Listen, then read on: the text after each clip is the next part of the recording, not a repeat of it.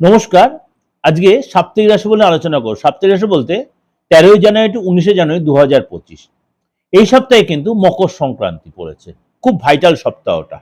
এবং সূর্যদেব তার নক্ষত্র চেঞ্জ করবে, রাশিও চেঞ্জ করবে। সুতরাং এই সপ্তাহে কিন্তু প্রত্যেকটা রাশির জন্য ভাইটাল, আপনার ক্ষেত্রে তেমনি ভাইটাল।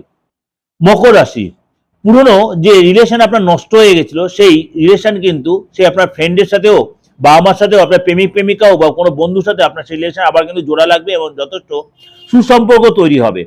বড় কোনো ব্যক্তি, বড় কোনো সেলিব্রিটির সাথে আপনার যোগাযোগ হবে এবং যে আপনি উপযোগে অনেকটাই আপনাকে হেল্প করবে এবং আপনার কাজের জায়গায় যে আটকে ছিল সুযোগ সুবিধা সেগুলো কিন্তু আপনি অনেকটা ডেভেলপ করতে হবে, সেই সুবিধা আপনি কাজে লাগাতে পারবেন। বড় কোনো ধনলাভ, বড় কোনো প্রাপ্তিযোগ হবে।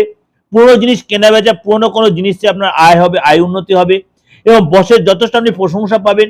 নতুন কোনো প্রজেক্ট, নতুন কোনো প্রপার্টি আপনি এই সময় সুযোগ করলে, আপনি যোগাযোগ করলে সেখানে কিনতে পারেন, কিন্তু যদিও পৌষ মাস হয় সেটা সাবধানে করবেন।